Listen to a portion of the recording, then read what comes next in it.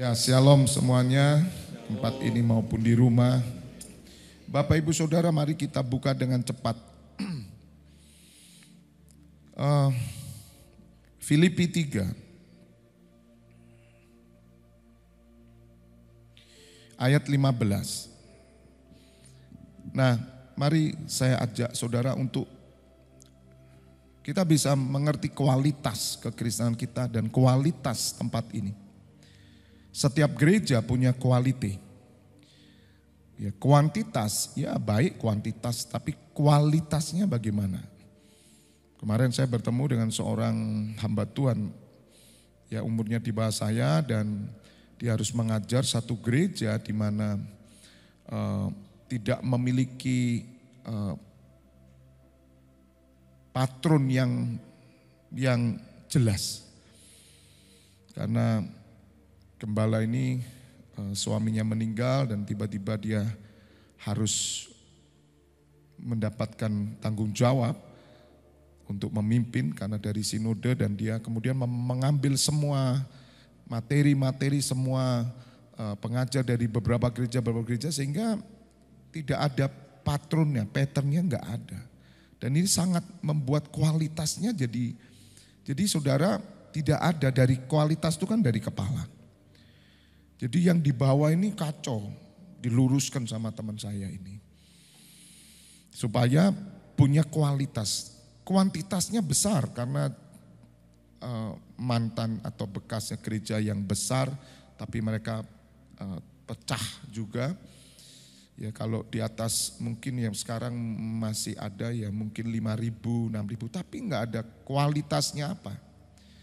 Nah saya berharap Bapak Ibu Saudara, setelah saya mempelajari beberapa hari di Kopeng dan saya berdoa terus di retret itu, dalam hati saya menimbang apa yang sudah kita kerjakan ini. Di mana tingkat kita ini, saudara harus mengerti tingkat kita di mana. Nanti saudara saya tunjukkan bagaimana ketika saudara sudah memiliki tingkat kualitas tertentu, saudara tidak bisa ada di satu kualitas yang lain. Tapi di sini Tuhan mau penguasaan diri kita punya. Sama seperti ketika saudara sudah kuliah, ya, saudara sudah kuliah, kemudian saudara dibawa ke anak-anak SMP, ya enggak matching saudara, enggak masuk, enggak nyambung. Itu yang kita harus bangun. Karena setiap saudara harus mengerti tentang hal ini, khususnya saudara yang saya gembalakan. Supaya kita terus berjalan dalam tingkat pengertian. Penting sekali pengertian saudara. Kekristenan bukan hanya penyembahan. Katakan amin. Kekristenan bukan hanya bicara penyembahan, nyanyi-nyanyi. Bukan, tapi roh dan kebenaran. Penyembah sejati itu menyembah dalam roh dan pengertian, pengetahuan akan Allah. Bukan sekedar nyanyi, tapi dia nggak tahu apa yang dia nyanyikan. Nah saya koreksi sedikit, banyak saya mendengar pendoa-pendoa juga yang di live streaming, para imam berdoa, Bapa engkau akan datang kembali, yang datang Tuhan Yesus bukan Bapa. Ya itu tolong diluruskan, itu salah kaprah gitu aja lah. Ya, nah ini tingkat pengertian. Saya benar-benar merasakan bahwa apa yang Tuhan kerjakan tempat ini, lanjutkan. Jangan mundur lagi. Karena itu marilah kita yang sempurna. Kita yang sempurna. Sempurna manusia itu di mana saudara? Tidak bisa sempurna itu hanya di roh. Enggak bisa. Roh, jiwa, dan tubuh. Tubuh enggak bisa sempurna. Nanti Tuhan ganti dengan tubuh kemuliaan. Mari kita yang sempurna. Sempurna itu terus continue, terus menerus dibaharui. Sebagaimana Rasul Paulus berkata bahwa manusia lahiri aku akan merosot. Ini tubuh, gak bisa sempurna. Tapi manusia rohku dibaharui. Nah bagaimana pembaharuan manusia roh? Jika tidak dibarengi dengan pembaruan pengertian, yaitu di dalam jiwa. Roh kita itu lahir sebagai anak Allah. Ya, sebab itu kami tidak tawar hati, 2 Korintus 4 ayat 16. Kami tidak tawar hati. Kenapa ada banyak kekristenan tidak punya kualitas? Karena mereka tidak terhisap kepada kepala. Kepala adalah gembala. Orang-orang Kristen lihat saja, dimanapun saudara. Kalau dia hanya bergereja tidak terhisap kepada pemimpinnya, dan pemimpinnya juga tidak memberikan tingkat pengertian, maka semua rata-rata jemaatnya, dia hanya pintar nyembah, pintar nyanyi-nyanyi, tapi dia tidak punya kualitas. Ukuran kualitasnya kadarnya seberapa. Dan banyak orang Kristen tawar hati. Hatinya tawar, tawar itu tidak ada rasa. Tidak ada rasa itu bukan bicara cuman gini, oh senang ya jadi orang Kristen, aduh sukacita, damai sejahtera. Dari mana damaimu? Dari mana? Kalau kau nggak punya tingkat pengertian yang sesuai dengan apa yang Tuhan mau. Tawar hati itu dia nggak tahu kualitasnya. Kualitas hatinya itu seberapa tentang Tuhan. Dia nggak tahu, tawar, kosong. Ya udah, yang penting percaya. Saudara, 75% loh ini saudara. Bukan levelnya jemaat, hamba Tuhan pun sama. Pendeta-pendeta pun banyak yang tawar. Saya sendiri, kenapa ini terjadi Tuhan? Nah saya berharap Bapak Ibu Saudara, kesempurnaan itu bukan bicara jumlah, tetapi berbicara personal. Setiap hati, setiap saudara pribadi harus menuju kepada tingkat pengertian. Supaya apa yang kita bahas itu juga meningkat. Ya, jangan kita membahas level anak-anak TK terus. Ada memang momen mereka TK. Maka itu kenapa orang-orang yang dibaptis, kemudian dia masuk kelas, diajar dulu kelas TK, SD, SMP. Tapi di sini saya menemukan satu rahasia. Dibangun keimamannya, dibangun roh doanya. Ketika dia diajar untuk berdoa bersyafaat, maka tingkat pengertiannya akan semakin hari semakin naik. Amin. Karena saya gembala yang ngajar setiap hari.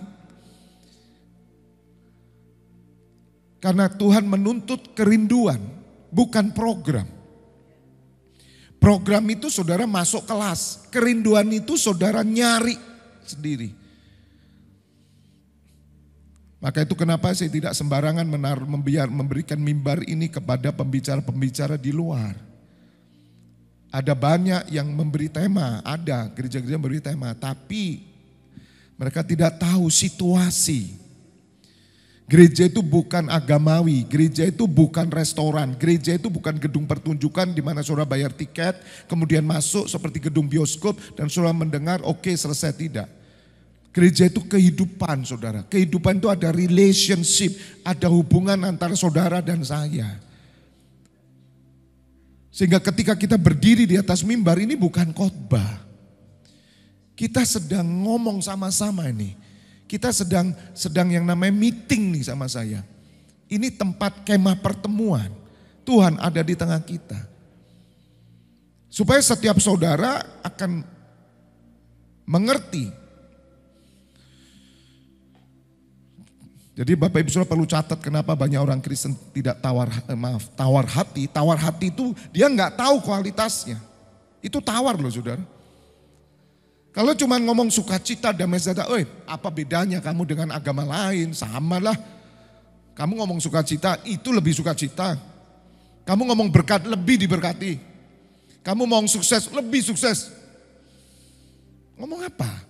Terus kalau orang Kristen tuh yang dikejar itu sama seperti di dunia. Bagaimana saudara bisa mengalami sukacita di tengah lembah kekelaman? Di tengah padang gurun saudara. Sebagaimana kemarin dari hotel saya sampaikan di doa pagi. Kita harus berubah dong topik kita. Topik pembicaraan kita itu harus berubah. Topik hidup kita itu harus berubah. Tujuan hidup kita itu harus berubah. Saudara sedang kemana? Saya sedang ke Salatiga Pak. Topiknya udah di sana Salatiga saya. Mau di tengah jalan saya mau makan rujak, mau makan mie, mau ngobrol, mau senang-senang, mau duduk, mau ke toilet, apapun. Itu bagian dari topik perjalanan sana, bukan topiknya gitu loh. Kalau saudara enggak bisa mengerti topik, ya enggak bisa. Saudara mengalami yang namanya sukacita surga, berkat ilahi, bagaimana mungkin? Dan topik itu harus mengerti saudara. Dan itulah yang namanya pembaharuan akal budi. Jiwa kita ini harus menuju kesempurnaan. Roh kita saya yakin sudah sempurna. Tapi dia harus bertumbuh. Karena roh yang baru itu seperti seorang bayi yang baru lahir. Dan dia membutuhkan air susu yang murni, yaitu firman Allah. Sebab saudara bukan dilahirkan dari benih yang fana, tapi saudara dilahirkan dari benih yang tidak fana, yaitu firman Allah. Maka itu Rasul Paulus tidak pusing dengan lahiriannya. Karena dia tahu bahwa tubuh lahiriannya ini akan nanti diganti tubuh kemuliaan.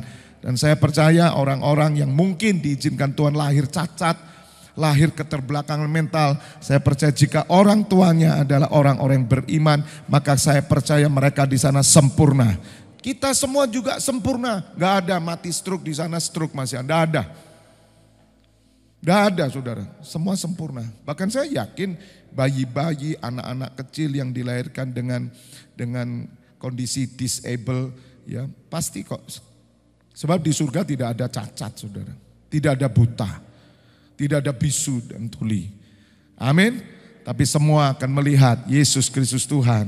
Mereka berjumpa dengan Bapa di surga dan bersama-sama akan memuji menyembah dan bersama-sama menikmati kerajaan surga yang dijanjikan oleh Bapa. Katakan amin.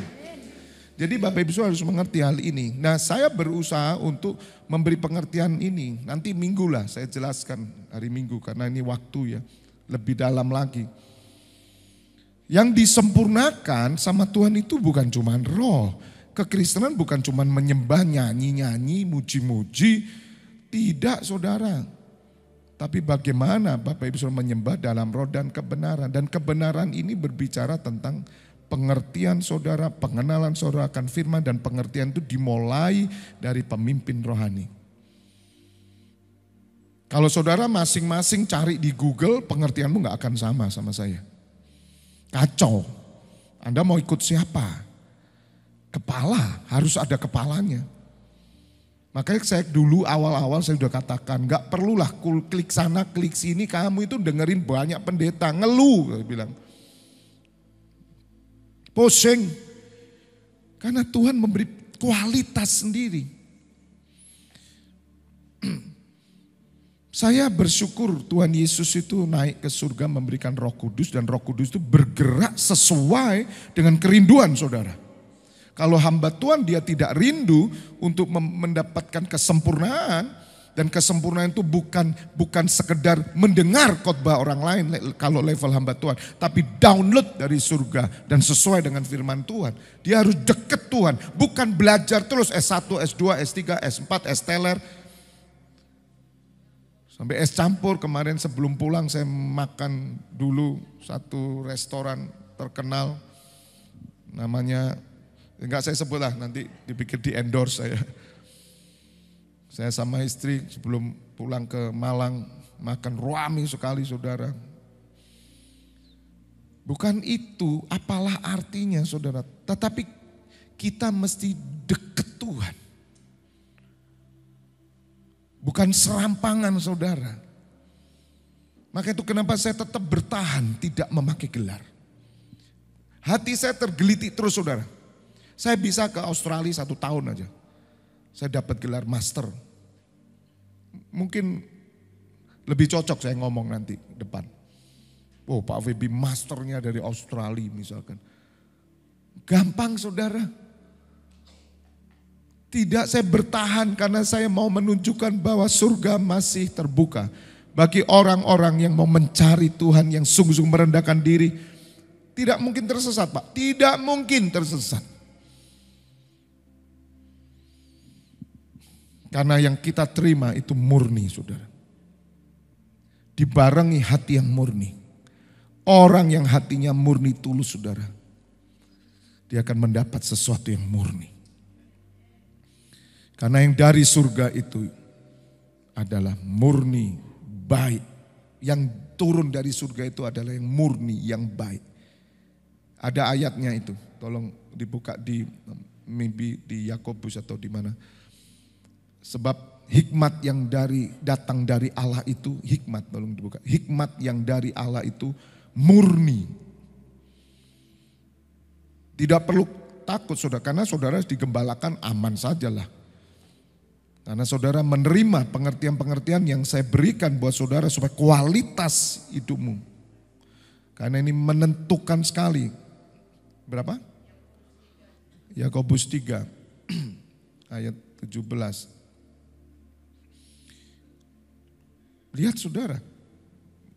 Siapa di sini yang rindu mendapatkan hikmat yang dari Tuhan, angkat tangan, dalam segala hal, syaratnya ini. Jadi kerjanya Tuhan itu adalah paralel. Paralel itu seperti rel kereta yang dipasang itu berjajar, ini paralel. Maka kereta akan berjalan, karena ada dua rel yang paralel. Bagaimana kereta berjalan dengan dua rel yang tidak paralel, yang satu lurus, yang satu menggok begini. Ya.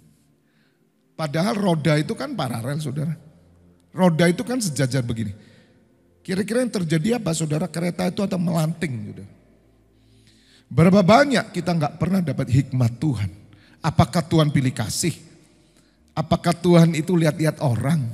Oh orang kalau duitnya banyak dikasih hikmat. Oh orang kalau miskin tidak dikasih. Oh orang kalau sehat dikasih, yang sakit tidak dikasih. Tidak, Tuhan itu adil dan benar. Tapi masalahnya kita nggak pernah paralel dengan surga. Tingkat pengertian kita nggak pernah paralel dengan surga. Karena topik hidup kita emosi tentang makan minum saudara. Cepat loh saudara, visi 2033 ini 10 tahun. Karya kemuliaan Bapa akan kita lihat. Kita harus cepat-cepat berubah. Topiknya di tempat ini harus saya rubah. Saya berharap semua pembicara, kalau saya izinkan baik di pemuda, jangan ngomong makan minum, jangan ngomong kesuksesan, jangan ngomong kemakmuran, jangan ngomong hidup apapun, melarat pun siap kita. Dan itu tidak pernah diajarkan oleh pengajar-pengajar. Jangan saudara, tidak perlu bahas firman membawa pertumbuhan roh sampai niat mati bagi Tuhan. Itu goalnya. Bukan jangan dibawa orang, saudara setia ya doa pagi, nanti tokomu tambah rame. Itu udah lewat saudara, jangan ngomong di sini loh saudara. Jangan ngomong di sini loh, tabu itu. Tapi ngomong kekudusan, ngomong harga, bayar harga, siap mati, amin. Bahkan ditolak pun siap, ya, dipecat pun siap dari pekerjaan. Wah itulah yang dibangun di tempat inilah. Dan Tuhan Yesus berkata, inilah kerajaan Allah. Amin. Kalau saudara sudah tingkat pengertianmu kayak gini saudara. Saudara mungkin ada di taman kanak-kanak rohani. Saudara ke satu gereja, pendetanya khotbah level taman kanak-kanak dan SMP. Nah bisa saudara. Terus apa Pak, saya sudah terlalu terjebak. Misalkan di luar kalau terjebak, doakan. Sampai saudara belajar Tuhan, bangkitkan Tuhan, pemimpin-pemimpin. Karena yang disebut gereja itu adalah pemimpin dan umat. Tidak bisa gereja itu gedung. Apa pengajaran gedung ini? Tidak ada. Pemimpin. Maka itu Bapak Ibu Saudara sebelum saya tutup, tolong pemusiknya masuk. Tetapi hikmat yang dari atas adalah pertama-tama murni. Hikmat itu bukan perasaan ya saudara. Itu berhubungan dengan pikiran kita. Murni. Jadi kalau hidupmu gak murni, kamu gak dapat hikmat Bapak Ibu Saudara. Ataupun kalau kamu dapat hikmat, kamu pakai hikmat itu untuk sesuatu yang menguntungkan kamu sendiri. Tidak ada hubungannya dengan kerajaan Allah. Yang mengerti katakan amin. Harus paralel. Saudara harus murni, hatimu murni, kepentingan murni itu kepentingan untuk kerajaan surga. Masalah saudara kecipratan, ya. Berkatnya dari kemurnian itu anugerah. Tapi bukan tujuan. Tujuan saya ke Salatiga. Tujuan saya bukan makan rujak. Tujuan saya bukan makan atau ke toilet. Ada yang ditanya, mau kemana Pak? Tujuannya ke toilet. Kan enggak ada. Saya ke Salatiga, tujuan saya untuk retret. Titik, itu topik saya. Setir mobil. Perjalanan bukan tujuan. Maka saudara harus punya hati yang murni. Murni itu tulus. Tidak cukup murni, saudara. Selanjutnya apa? Pendamai. Pendamai. Pendamai itu hati saudara itu ikhlas. Saudara mudah mengampuni. Hati saudara itu, contoh saya marah gitu ya. Saudara tahu marah saya, di balik marah saya itu ada love yang besar. Seperti orang tua. Orang tua marah sama anaknya, itu bukan jahat. Tapi karena dia mengasihi anaknya. Tidak ada orang tua yang memberikan hal yang buruk. Saya orang tua rohani saudara. Kalau saya tidak menganggap saudara anak saya, ya saya mudah aja saudara. Gak perlu marah-marah saya. Orang marah itu karena cinta saudara. Karena saya melihat roh saudara. Bukan cuma roh saudara tapi roh setiap orang yang di luar. Mungkin 80% bagus. 20% gak benar. Saya marah. Yang 80 bilang, kok dimarahi lagi saya? Ya itu baik. Karena Tuhan Yesus berkata, kamu sudah bersih. Tapi kamu perlu dibersihkan lagi. Supaya kamu lebih banyak berbuah. Maka Bapamu akan dipermuliakan. Katakan amin. Jadi Bapak Ibu Saudara jangan heran. Kalau saya marah di tempat ini. Orang-orang yang sehati sepikir dengan saya. Marah saya itu membuat mereka yes Pak. Betul Pak. Tapi kalau saudara menentang saya. Marah saya menjadi cambuk buat saudara. Karena selama ini Anda tidak murni. Anda akan berontak. Kembali Bapak Ibu Saudara. Jadi kalau saudara mau mendapatkan tingkat pengertian yang terus kualitasnya. Dimulai dari kemurnian dong. Karena yang turun dari Tuhan itu murni. Nah yang namanya murni itu, wah banyak berkat itu. Bu Murni. Selanjutnya pendamai, saya sudah jelaskan. Peramah. Hikmat itu turun pada orang yang ramah. Orang ramah saudara tahu, tidak ketus. Ramah. Ada orang yang memang pembawaannya judes. Itu kalau perempuan, kalau laki galak pembawaannya. Tapi ketika dia bertemu Tuhan diubah. Dia ramah.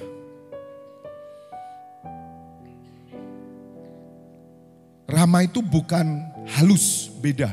Orang ngomong, selamat pagi ibu. Aduh ya. Terima kasih Bu, tapi hatinya sini serigala. Tapi kita tahu kok, ramah mbak enggak sih kita? Gak usah orang lain lihat lah. Kita belajar menuju sana kalau saudara mau mendapatkan hikmat. Karena kita butuh hikmat untuk mencapai kualitas kita dan kita tidak tawar hati. Makanya saya senang dengan seorang hamba Tuhan, saya sampaikan bahwa Tuhan Yesus datang dalam hidup kita, dia tidak mengubah keadaan kita. Tidak. Tuhan Yesus tidak pernah mengubah keadaan kita, tetapi hati kita, pikiran kita, karakter kita. Kalau itu semua berubah, saya percaya dunia akan diberkati. Otomatis.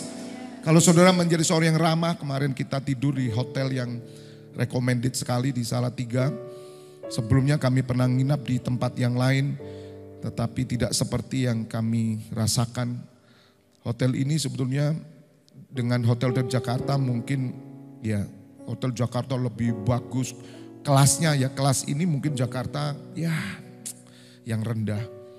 Tapi saudara, pelayanan mereka semua staff-staffnya semua bagus. Bahkan kita ke Jakarta, oh Pak Bobenjok mana ya? Oh ini, ya Pak ya. Di Jakarta belum tentu menang dengan Salatiga. Dengan ukuran ya Pak ya. Kita nginep di hotel terkenal, ternyata yang kita alami, aduh saudara, beda. Bedanya di mana hotel itu? Di bangunannya atau di pelayanannya? Pelayanannya. Pelayanan terjadi karena ada orang yang ramah. Aduh saudara, orang-orangnya semua heran. Ini Salatiga. Saya bilang sama istri, ini hotel recommended sekali. Standar hotel itu dia punya. Padahal kemarin kita di Jakarta, saya nginep lebih mahal saudara. Tapi saudara, kami tidak merasakan standar hotel yang bagus. Kemarin saya bilang ini recommended sekali. Karena ada orang-orang yang ramah. Kemudian apa saudara? Penurut. Loh kalau saudara itu enggak punya orang hati yang menurut ya sulit saudara. Kepada siapa saudara menurut? Kepada Tuhan, betul. Tapi kepada pemimpin, orang tua rohanimu, nurut toh. Maka saudara harus punya dong orang tua rohani. Menurut, karena ketika saudara menurut, maka tingkat pengertian saudara ikut. Kalau saudara ngelawan, saudara tidak akan naik. Terus kamu cari di mana? Kecuali level-level seperti kami hamba Tuhan. Seperti saya sebagai pemimpin juga. Tugas saya harus berdoa ketika saya melihat ada satu level-level kemana gereja ini. Kok levelnya belum naik. Nah saya datang untuk naikkan. Kita menasihati, kita berdoa. Tapi bagian orang-orang yang saya pimpin, yang saya didik, yang saya rawat. Saudara itu tanaman Allah. Dan Tuhan menunggu buah dan saya harus ngomong dengan Tuhan Yesus, tunggu Tuhan, tak rawati. Kalau berbuah, puji Tuhan, kalau enggak potong saja. Karena Tuhan Yesus lihat buah, ini mana gerejamu enggak berbuah. Buah roh harus ada. Tugas gembala berat apa ringan? Saya harus lihat buah roh loh dalam hidupmu loh. Kok gak ada buah, ikut 3 tahun sama saya tetap saja gak berubah. Gak murni, gak berdamai, gak ramah, gak nurut. Gimana saudara? Ada buah roh, itu buah pertobatan. Ada buah-buah lain juga pelayanan. Saudara bertumbuh menjadi pendoa. Saudara melakukan pada bagian masing-masing. Aduh puji Tuhan, saya senang sekali. Amin, ibaratnya mati itu lego. Tapi saya tidak mati saudara. Saya akan bersama saudara kita naik ke surga bersama-sama. Katakan amin. Jadi penuh belas kasihan. Jadi itu hikmat itu turun pada orang yang penuh belas kasihan. Bagaimana belas kasihan kalau enggak murni?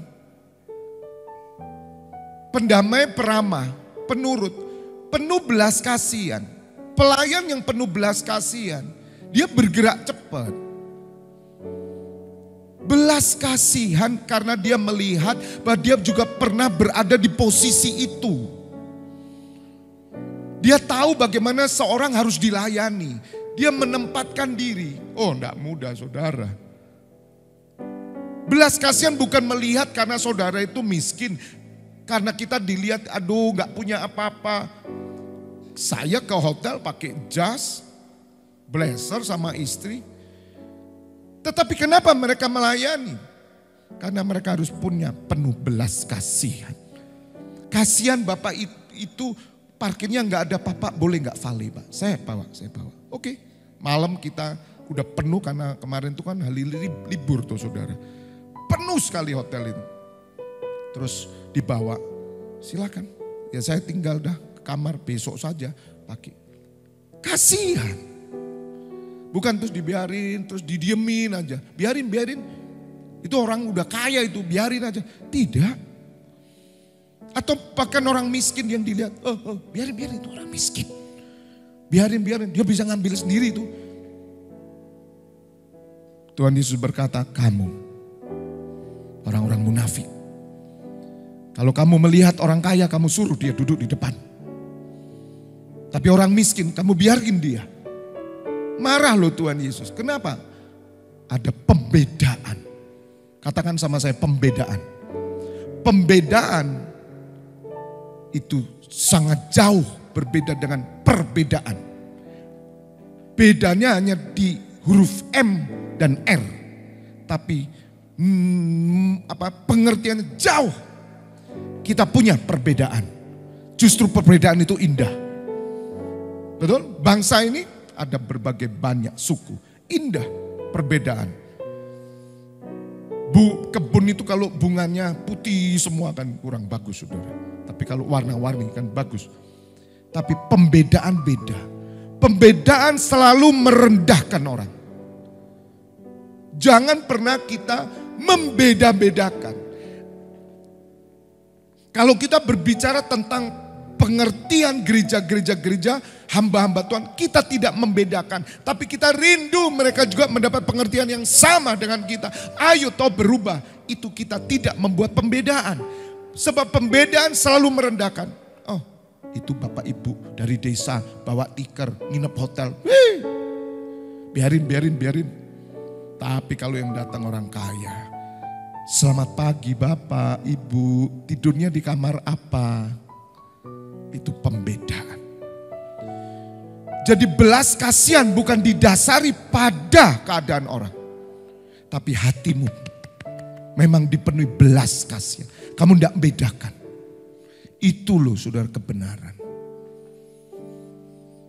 Dan buah-buah yang baik. Lihat saudara, kalau hidupmu gak baik, nonsen lah saudara dapat hikmat. Tingkat pengertian Kristenmu kualitasnya gak mungkin kualitas di atas rata-rata.